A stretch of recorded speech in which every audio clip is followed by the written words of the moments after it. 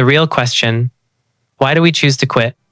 That's the question people ask like it's dramatic. Like quitting requires a tragedy, a breakdown, a rock bottom moment. But the truth is, most of us don't quit because everything collapses. We quit because nothing is moving. There's a difference. There's a kind of suffering that's loud, and there's a kind that's silent, and most of us live inside the silent kind for years without noticing. There's something fascinating about the human brain. It is designed to conserve energy. Our brains don't care about our dreams.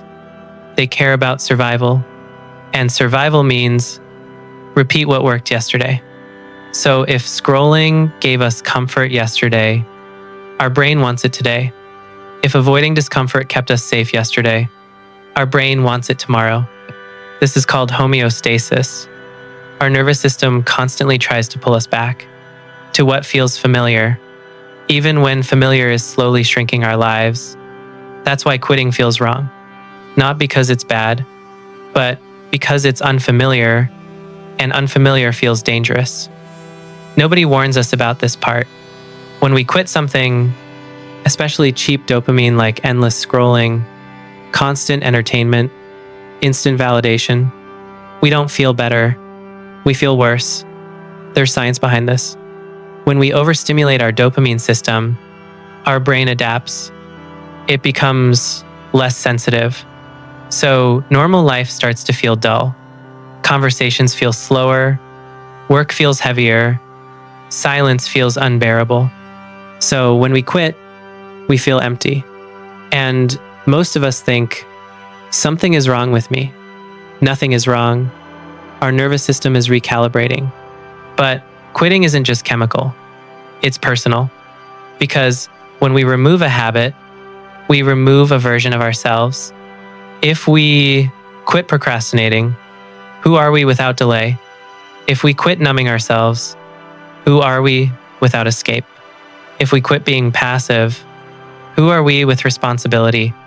Change threatens identity, and identity feels like survival.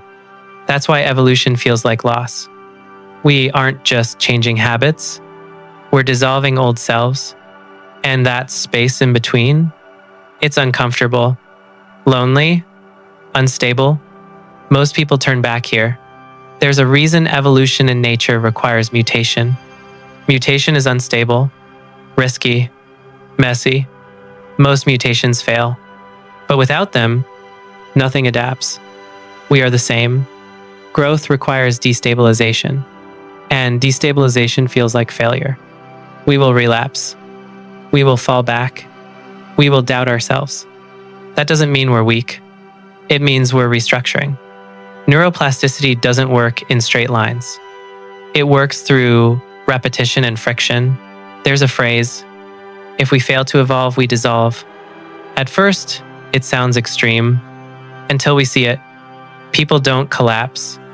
They fade. Same routines, same thinking, same fears. Years pass. They don't become worse. They become smaller, less curious, less brave, less alive.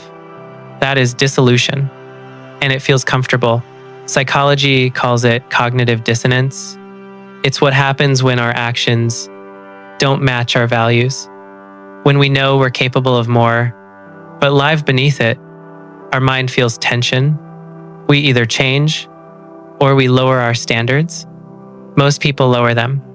It's fine. This is enough. I'm okay. But deep down, we know, and that knowing weighs more than failure. So what happens after quitting? Not perfection, confrontation, with boredom, with fear, with ourselves. We feel lonely. We feel different. We feel unsure. But slowly, we gain clarity. We start acting intentionally. We respond instead of react. We choose instead of drift. We don't become superheroes. We become present. Change isn't about becoming someone else. It's about becoming aligned with our potential, aligned with our values, aligned with our future. And alignment requires subtraction. We don't just add habits, we remove friction. We remove distractions.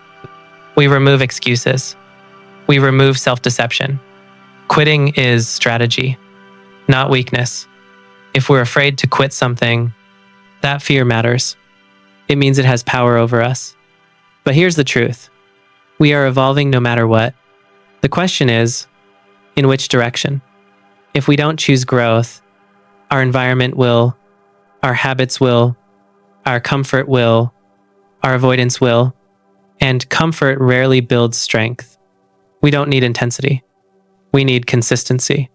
We will fail. We will doubt ourselves. We will restart. We will struggle. That's part of it. But the alternative is quieter, dissolving slowly, becoming less each year. So if we quit something tomorrow, don't expect ease. Expect discomfort. Expect uncertainty. Expect growth. Because on the other side is a version of us that we haven't met yet. And that version is waiting, not for perfection, for courage, evolve, even slowly, even imperfectly.